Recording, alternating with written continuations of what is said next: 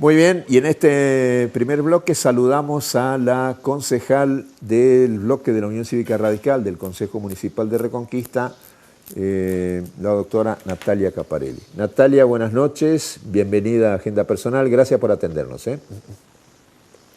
Buenas noches, Carlos, soy yo la que agradezco el espacio. Bueno, sesión del Consejo hoy, por fin consiguieron aprobar una resolución que rechace el DNU del Gobierno de la Nación sobre Vicentín y también tengo entendido la posibilidad de que vaya al Congreso después un proyecto de ley de expropiación. Contame por favor cómo es eso y cómo consiguieron el voto de Pauletti esta vez. Bueno, nosotros habíamos presentado un proyecto en el mismo sentido que, bueno, es públicamente conocido, rechazando el decreto de necesidad y urgencia que plantea la intervención de una empresa privada de nuestra región. Lo rechazamos por cuestionar la constitucionalidad, la legalidad, un avasallamiento del Ejecutivo sobre nuestra provincia de Santa Fe, sobre el federalismo, sobre todo sobre el Poder Judicial y el normal desempeño de un proceso concursal, que es lo que debe suceder. En el mismo sentido se había presentado el proyecto del bloque de Juntos por el Cambio, unificamos criterio, por el desenlace de la semana pasada tiene que ver con algunas diferencias que no hicieron posible, que eran mínimas, que tenían que ver con la redacción en sí del proyecto, ¿no? Y que no hicieron posible la aprobación.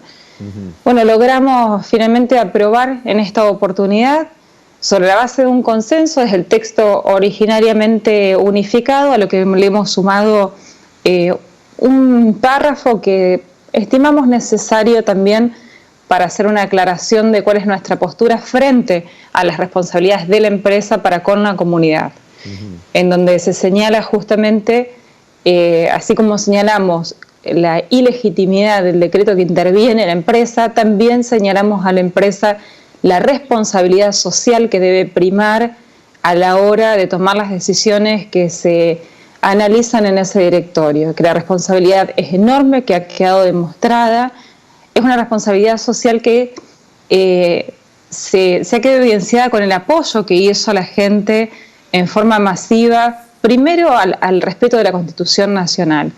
Y también hay un respeto, un reconocimiento del prestigio de una empresa que ha estado muchos años, estamos hablando de una empresa de 90 años en nuestra región, y que bueno, la gente también tiene una pertenencia y lo ha dispuesto así. Pero nosotros le recordamos en este párrafo su obligación para con los trabajadores, el resguardo de los puestos de trabajo, el respeto y honrar sus deudas con respecto a sus acreedores, ya sean públicos o privados, y la necesidad de tomar todas las medidas necesarias para evitar la quiebra de la empresa. Le recordamos fundamentalmente la responsabilidad social que tiene. ¿Alguna mención hicieron al intento del gobernador Perotti? Porque eso es te estás refiriendo al intento del gobierno de la nación, digamos, al intervenir la empresa. Pero después Perotti sumó otro proyecto que también no fue aceptado por el juez, al menos por ahora, de ratificar la intervención y de incorporar un tercer interventor de la provincia y desplazar al director. ¿Alguna mención a eso? No hay mención a eso, pero ¿por qué, Carlos? Porque allí ya hay una intervención dentro del proceso del concurso y que es como siempre debió tramitarse cualquier pedido, no por soberbia e imposición a través de decreto, sino a través de un pedido respetando la autoridad del juez del concurso, que es el que debe decidir en base a las constancias que tiene en el expediente, decisión que nosotros respetamos sea por sí o sea por no. Sí, es una decisión que está dentro del ámbito de competencia y siguiera en sus instancias judiciales. Si alguien la cuestiona, se irá ante la Cámara de Apelaciones, pero ya está siguiendo el curso normal de un proceso, el curso legal, que es lo que debe hacerse. Entonces, lo que nosotros con la resolución remarcamos aquello que se salió del curso legal, que avasalló nuestra provincia y el Poder Judicial, que no respetó la Constitución, y nos vemos en la necesidad como oposición de ponerlo en el tapete, de remarcarlo, porque hace sobre todo hacia la esencia del partido radical, un partido que se caracteriza justamente por la defensa de las instituciones democráticas. Entonces, está en nuestro deber como oposición y como radicales de señalar esta situación, y es lo que hemos expuesto. Está bien. Después, lo demás estará en la justicia y es su competencia. Está bien, pero por eso te pregunto lo de Perotti, porque lo de La Nación fue avasallar, es decir, imponer. En cambio, lo de Perotti le pidieron al juez, si bien con muchas críticas, pero se lo pidieron, y el juez lo dijo, bueno, lo vemos para después. ¿Qué opinión te merece la intención de Perotti en eso? Bueno, de alguna manera está reforzando la postura del Ejecutivo, pero lo está haciendo por los canales respetuosos del proceso del concurso. ¿Sí? Nosotros creemos que la verdad lo que tenemos que traer es certidumbre y no generar incertidumbre en el curso del desenvolvimiento ni del proceso, y fundamentalmente de la empresa por las consecuencias económicas que esto trae. O sea, pensemos que la empresa de la región venía funcionando normalmente con las limitaciones propias de la situación de concursal, pero venía funcionando, venía caminando, cuenta con un respaldo de credibilidad, y cuando sucede el decreto de intervención, lo que genera es una incertidumbre que se vuelca no solamente para los dueños de la empresa, que en este caso sería lo menos relevante, es una incertidumbre que se genera en el mercado, se genera también para el funcionamiento de la empresa, se genera una incertidumbre con respecto a los trabajadores y a los acreedores con respecto a su crédito y la posibilidad de cobrarlo. Entonces, vuelvo a decir, en la medida en que nosotros tengamos una intervención del Estado dentro de los canales legales, nos queda pensar opinar si consideramos correcto o incorrecto la conveniencia, más que nada. Pero el pedido de Perotti se hace dentro del marco de un concurso. Nosotros entendemos que si hay una persona, lo que tenemos que garantizar es el funcionamiento de la empresa, porque con la empresa funcionan los puestos de trabajo. Entonces, todas las medidas que se tomen tienen que ser conducentes al sostenimiento del funcionamiento de la empresa, que es la mejor manera de garantizar el puesto de trabajo y de permitirle a los acreedores cobrar su crédito. Si eso no sucede, si no apuntalamos el funcionamiento de la empresa, si resquebrajamos la confianza y la seguridad jurídica, no vamos por buen camino. Bueno, consiguieron el voto de Pauletti, que por lo visto evidentemente cambió de idea, esta vez votó junto con ustedes. Por supuesto, el justicialismo votó en contra, ¿no? En realidad, sí. Esta vez se sumó el concejal Eduardo Pauletti, y eso es lo que define la aprobación del proyecto. Y el justicialismo, las diferencias han sido siempre basadas en el cuestionamiento de la constitucionalidad de la medida. Ellos presentaron un proyecto alternativo en donde hablaban de la necesidad de buscar una solución superadora, pero no denunciaban la esencia de nuestro planteo, que era el avasallamiento y el ejercicio del poder en forma ilegítima y fuera del ámbito constitucional. Nosotros sostenemos y compartimos la preocupación por la situación social, pero el abordaje que hacemos del tema es distinto. Y es esto lo que queríamos nosotros remarcar y distinguirnos. Y en esto no había coincidencia posible. El justicialismo no va a salir a decir, o no lo va a salir a decir abiertamente, que la medida del Ejecutivo, además de desacertada, es inconstitucional. Por eso yo siempre sostuve, es imposible lograr un proyecto por unanimidad, como en un momento se pretendía, porque es imposible, los puntos de vista son diametralmente opuestos, es natural, somos partidos distintos, y esto es lo que hace que no se puede lograr que se vote de la manera que se votó. Bueno, punto sobre ese tema. También pidieron ustedes en el Consejo regularización dominial de lo que se conoce como pista de atletismo, y que había un proyecto del Ejecutivo Municipal para lotearlo. ¿Eso cómo es el asunto? Sí, nosotros, es como vos bien señalás, Carlos, nosotros la semana pasada estuvimos reunidos, invitados por la vecinal de Barrio Moreno. También estaban presentes allí representantes de la vecinal de Barrio Parque. Ellos nos manifiestan la preocupación de que el proyecto que presentó el Ejecutivo de lotear la pista de atletismo es el tercer proyecto que a lo largo de la historia se discute en este sentido bajo una gestión justicialista. Y tienen temor que en algún momento pueda volver a plantearse el tema y que logren las mayorías necesarias dentro del Consejo. Entonces lo que ellos nos pidieron es volver a remarcar la pertenencia de este espacio, que además de ser espacio deportivo es un espacio recreativo, y también regularizar la situación dominial, porque este inmueble, cuando nosotros empezamos a discutir el tema, el pedido del Ejecutivo, del Intendente, donde quería lotear la pista de atletismo, surge en el medio de la discusión que el inmueble que corresponde al cementerio tiene la misma partida inmobiliaria que el lote que está detrás, que es donde funciona la pista de atletismo. Entonces, ¿esto qué significa? Que está unificado en el registro como un único inmueble con destino a cementerio, y que el día de mañana podría alguien decir tenemos que extender el cementerio y avanzamos sobre la pista de atletismo. Entonces, ¿qué es lo que nosotros buscamos con esto? Respondiendo al pedido de los vecinos que nos hicieron llegar su inquietud, y que es de la comunidad toda en realidad, porque este proyecto de loteo tuvo un rechazo generalizado, no logró ni un mínimo consenso. Lo que queremos es que este inmueble pueda dividirse, separarse, lo que corresponde, separarse registralmente, lo que corresponde al espacio donde funciona el cementerio, con respecto al espacio donde funciona la pista de atletismo, que son estas 2 hectáreas que están detrás del cementerio. Y de esta manera preservar también y respetar la funcionalidad que tiene cada uno de estos espacios en la comunidad.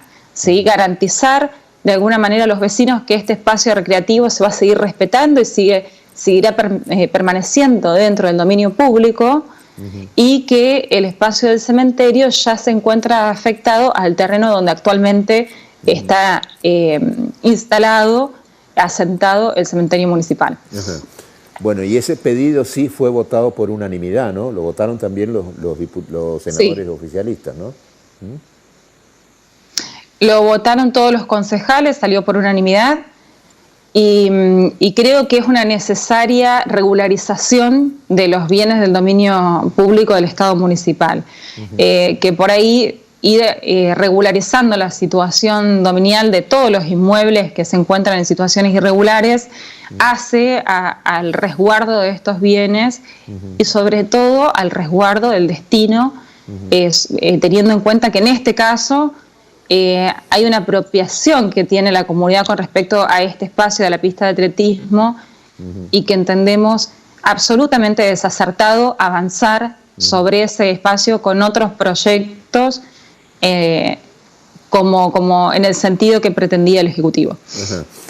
Bueno, otro tema, ahí recién informábamos nosotros, porque esto es fresquito, el senador Marcón informó que llegan 3.600.000 pesos para todo el departamento. De esa plata, 2 millones de pesos vienen para Reconquista, son fondos para la emergencia por el COVID-19, y que no se devuelve esa plata, son subsidios, con la correspondiente, dice Marcón, rendición de cuentas que corresponde. En ese sentido, como ya llegaron otros fondos, ¿ustedes hace el Ejecutivo la rendición de cuenta de estos gastos? Sí, de hecho está solicitada, se acompañó respecto a estos 8 millones un primer informe en el Consejo, y este martes próximo estamos invitados los concejales a participar dentro del marco de las comisiones propias del Consejo de una reunión con el Ejecutivo, en donde va a dar un informe sobre estos montos y el destino que se les va a dar. Por supuesto que luego pediremos que una vez que nos quedan en claro cuáles son los destinos que se le van a dar, pediremos también que se rinda cuenta que efectivamente se han aplicado los fondos al destino que corresponde.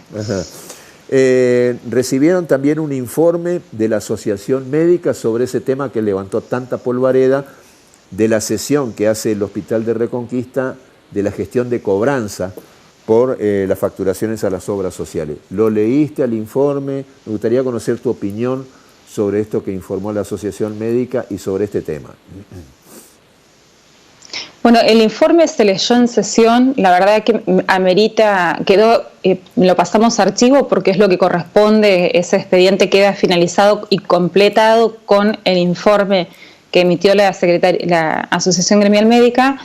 Lo leímos en la sesión, pero merece una lectura más detallada y vamos a, sobre esa lectura, pedir más datos de ser necesario. En principio entiendo que estaría suficiente, pero me gustaría volver a leerlo porque más allá de lo charlado en la sesión, no he tenido todavía la copia del expediente para leerlo con mayor detenimiento. Ajá. Bueno, y la última, también presentaron algo que tiene que ver con las bicisendas, también bastante polémicas porque hay mucha gente que se ha expresado quejándose de ello. Pero ustedes presentaron algo que tiene que ver, creo que con los discapacitados o las sillas de ruedas. ¿Cómo es el asunto? Sí, hay dos cuestiones que nos preocupan primordialmente de la bicisenda. Por un lado, es la necesaria campaña de información y concientización a la comunidad con respecto a la instalación de esta nueva modalidad de circulación en la vía pública. Es una ciudad que no se caracteriza, o que tristemente se caracteriza por tener muchos accidentes de tránsito y en este caso tenemos que adecuarnos y adaptarnos a que va a haber una circulación de bicicletas en donde están las bicisendas circulando en uno y en otro sentido de la calle. Entonces, lo que nosotros pedimos es que se señalice correctamente en las intersecciones de calles para que el vecino preste la adecuada atención para evitar arrollar a un ciclista en una intersección de calles y entienda que los ciclistas pueden venir en esas calles de un lado o del otro de la arteria. Uh-huh. Y por otro lado, en la instalación de las bicisendas ha habido un evidente desacierto que tiene que ver con las bajadas o los descensos de las personas con disminución, con alguna disminución de capacidad de circulación, de locomoción, uh-huh. Ya sea que personas que anden con silla de ruedas o personas que tengan muletas o cualquier otra dificultad motriz, se encuentran al descender por la rampa que corresponde en la esquina con un obstáculo. Y ese obstáculo a veces es uno de los parantes que están demarcando la bicisenda o directamente un cordón que tendrá que es alto, que no es de fácil sortear, no se lo puede sortear fácilmente y que está directamente instalado sobre la bajada del descenso de estas rampas, con lo cual se instaló para permitir la correcta circulación de las bicicletas, pero se obstaculizó por otro lado lo que es el ascenso y descenso de las veredas a las personas con dificultad motriz. Le estamos pidiendo que lo evalúen y que liberen estos obstáculos porque realmente es increíble que se haya hecho de esta manera. Bueno. Natalia Caparelli, concejal del bloque de la UCR. Fuiste muy amable en atendernos. Muchas gracias y que pases bien la noche. Muchas gracias, Carlos. Siempre es un gusto estar en tu programa. Chao, hasta luego.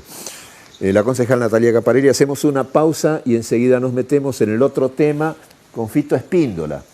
La pesca, la veda que se cajoneó en el Senado de la provincia, la había aprobado diputados. El gobierno de la provincia que no lleva el apunte a este reclamo y ahora hay diputados de la oposición que anunciaron que van a ir a la justicia por este tema. Lo hablamos al asunto con Fito Espíndola después de la pausa. Bueno, estoy con Fito Espíndola aquí. Vos sos del Consejo Pesquero. Consejo Provincial Pesquero, participante, hasta el año pasado. Este año, recordemos, el Consejo Provincial Pesquero todavía no se lo convocó. Así que no está funcionando el Consejo Provincial Pesquero. Una lástima, ¿no? Porque ante esta problemática del recurso hídrico sería bueno que a través de la participación de todos los actores de la provincia se establezcan políticas de Estado. Es lo que está faltando. Bueno, Este gobierno, como el anterior y como todos prácticamente, sigue sin darle ni 5 de bolilla al tema de la pesca. De la pesca. Resulta que hay una bajante histórica del río. Ahora repuntó un poco. Llegó a marcar creo que menos de 80 centímetros en el puerto de Reconquista. Ahora está en 1 y pico, de todas maneras está 1,48 bajó en sus centímetros y sí, en los últimos 2 meses no superó los 2 metros. Sí, y Iguazú está en 6 metros y pico, o sea que va a volver a bajar, posiblemente va a volver a bajar al metro, menos del metro. Sí, la tendencia de la baja. Bueno, la mayoría de la gente que, digamos, que tiene interés en la preservación de la riqueza histícola, todos dicen lo mismo, que es muy grave ir a pescar así porque el pez se amontona en los lugares más profundos y es como ir a cazar en el zoológico. Es de fácil captura, es como pescar en una pecera, realmente están muy a disposición, muy vulnerables y uno los captura. Sin embargo, el gobierno de la provincia impide que se establezca la veda, que sí se estableció en Corrientes, en Misiones, en el Chaco, Misiones, Formosa. Chaco, Formosa. Tan grave es la situación, dicen, no sé si es cierto, de que en distintos lugares y a raíz de la falta de controles también están vendiendo los surubí, qué sé yo, a 150 pesos el kilo, algo así. ¿Puede ser todo esto? Sí, Carlos. De la cantidad que tienen, ¿no? Es así, realmente el hecho de ser tan vulnerable, uno los captura y bueno, después hay surubíes en abundancia y lo terminan vendiendo a muy bajo precio, es decir, la ley de mercado. Al haber mucha oferta baja el precio y lo terminan vendiendo, como vos decías, a ese importe. Lo que pasa es que el gobierno en realidad tendría que haber establecido alguna veda o en todo caso incrementar los controles, pero sabemos que desde hace muchos años el gobierno realmente tiene una falencia en todo caso en materia de controles porque no tiene muchos inspectores, porque no tiene muchas embarcaciones, porque los inspectores no tienen los elementos, o en todo caso si tienen un medio de movilidad, el medio de movilidad anda a media y bueno, con ese sistema es difícil controlar todo lo que es la costa de la provincia de Santa Fe, que son más de 700 kilómetros de costa, a los cuales hay que sumarle todos los riachos, los arroyos interiores que tenemos, imposibles, y con un cuerpo de guardafauna o de inspectores de fauna que tiene la provincia de Santa Fe, que son 4 inspectores de fauna, nada más que eso. ¿Y acá hay guardafauna afectados, digamos, a esta zona? Acá hay 2 muchachos que están trabajando de guardafaunas honorarios. El tema es que... encima es honorario, ¿no? Honorario, exacto, no cobran nada. El gobierno provincial estaría con intenciones de nombrar los guardafaunas. Yo hablo con el director de pesca, el señor Alcaraz, y bueno, charlamos sobre ese tema.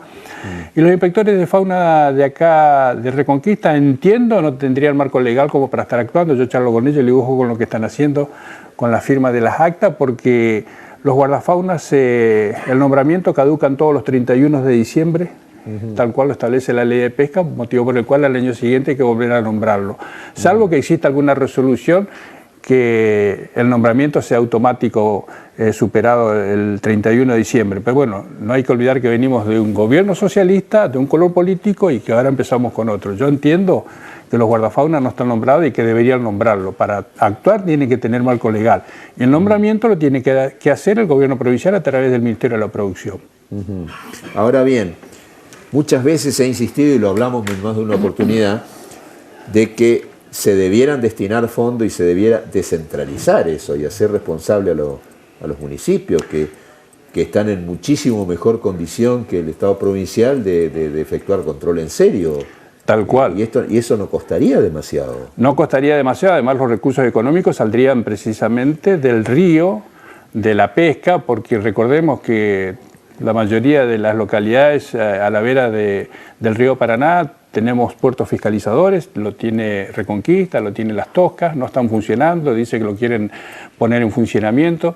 De ahí, de lo que se recauda en materia de fiscalización de los puertos fiscalizadores, tendrían una pata de recaudación para el funcionamiento de los cuerpos de los inspectores de fauna municipales, que la ley Simonielo lo establece, habría que crear la ordenanza y después firmar un convenio con el gobierno provincial para darle entidad jurídica a estos inspectores, a estos guardafaunas municipales. Y el otro tema es trabajar desde el ámbito de la legislatura, algo que nosotros lo venimos diciendo hace mucho y los legisladores en este sentido no hacen caso, como vos decías, no le dan bolilla a la pesca, modificar la ley de pesca o por lo menos actualizar lo que tiene que ver con las licencias de pesca deportiva. Ahí tendría otra pata de recaudación los municipios, coparticipando los municipios el valor de la venta de la licencia de pesca deportiva. Tenés puertos fiscalizadores, licencia de pesca, y si tomás en cuenta la ley de impuestos a las embarcaciones, que no sé lo que va a pasar, pero el municipio se queda con el 90% de lo que recauda. ¿Lo pagan? Muy poco lo que lo pagan, entonces... Tengo entendido que ante la absoluta falta de control no lo paga nadie. No lo paga nadie. Hasta lo que yo sé, era muy poco lo que estaban pagando. Todos aducen que hay una doble imposición porque pagan el impuesto nacional y prefectura y por lo tanto no quieren pagar este impuesto provincial. Pero digo yo, hay una ley. Si la ley está, significa que los que no pagan son todos morosos. Ajá. Por eso digo, el gobierno tendría que definir qué hace con esta ley, si la deroga o si realmente la pone en funcionamiento y sale a recaudar. O sea, salió en épocas en que era Bonfatti gobernador. Creo. Exacto, en la época de Bonfatti gobernador. Estamos hablando de hace un montón de años. Y estamos hablando de 2013, 2014. Y hay gente que no pagó nunca.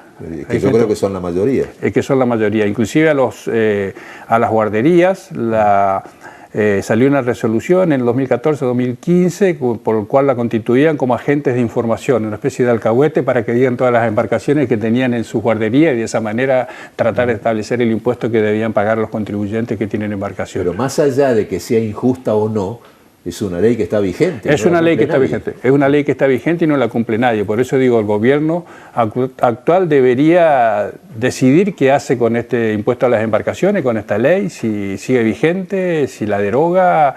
Pero bueno, es una posibilidad, digo, de recaudación que también tiene los gobiernos municipales porque el 90% de lo que se recauda queda en el municipio. En este caso el municipio de Reconquista, que del parque náutico que tiene Reconquista, el 90% está en el distrito de Reconquista. Por tanto sería un ingreso muy importante. Si a eso le sumás, si se modifica la ley, lo que se puede recaudar en concepto de venta de licencia de pesca deportiva, más lo que se recauda en los puertos fiscalizadores, que habría que hacerlo funcionar, que hace 5 años que están cerrados, que no funcionan, ese dinero serviría para crear un cuerpo de guardafauna, serviría para capacitarlo, serviría para tener infraestructura en el puerto fiscalizador. Que el poder de policía, cuando se descentraliza, se puede ejecutar. Tal cual.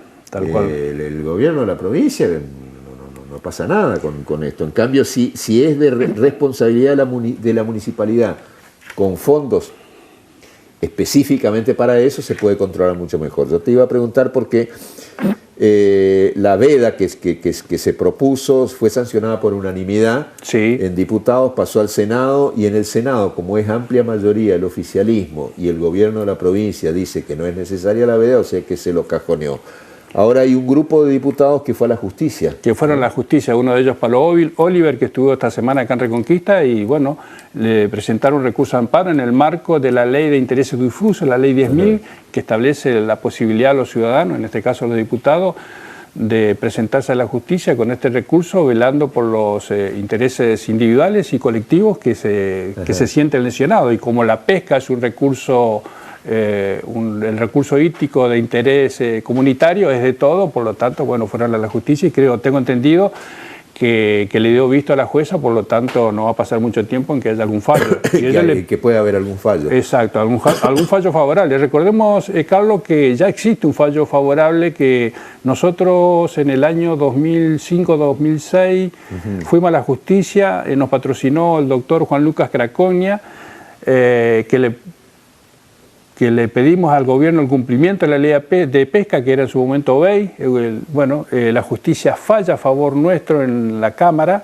Fue en el momento que BEI terminaba su gobierno, asume el socialismo entendía que la ley estaba para respetarla, no apeló ese decisorio judicial, y a partir de ahí, bueno, nosotros logramos un fallo favorable que sentó jurisprudencia en una materia que no había.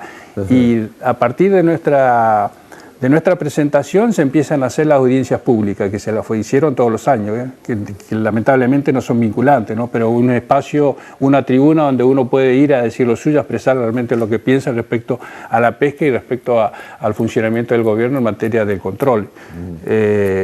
O sea, ya hay un fallo favorable al cumplimiento de la ley de pesca. La última, Fito, porque me está corriendo el tiempo. Sí. ¿Crees que se puede hacer el concurso de pesca del surubí teniendo en cuenta los pronósticos que creo que no son muy alentadores respecto del río? Yo más que creer, a mí me gustaría que sí que se haga. Entiendo de que si el río está muy bajo, bueno, si se hace el concurso hay que hacerlo con mucho cuidado, aguas arriba se puede navegar. Entiendo que sí que se podría hacer. Yo digo, salvo que esté muy bajo, ¿no? que el río estemos por debajo de lo que fue allá hace 50 años atrás, que estemos por debajo de los 70 centímetros. Entonces, bueno, habría que ver en esas condiciones, pero si estamos como ahora en 1,5 metros, con mucho cuidado, con una largada prolija, como normalmente se podría hacer. Sí. Como es pesca de evolución, entonces digo Está yo... bien. Y si termina la cuarentena. Y se termina la cuarentena, tal cual, sí, hay que tener en cuenta la emergencia sanitaria, es así. Fito, fuiste muy amable en venir. Por favor, gracias. Mucho. Gracias por la invitación. Muchas gracias. Última pausa y ya nos metemos en los minutos finales del programa.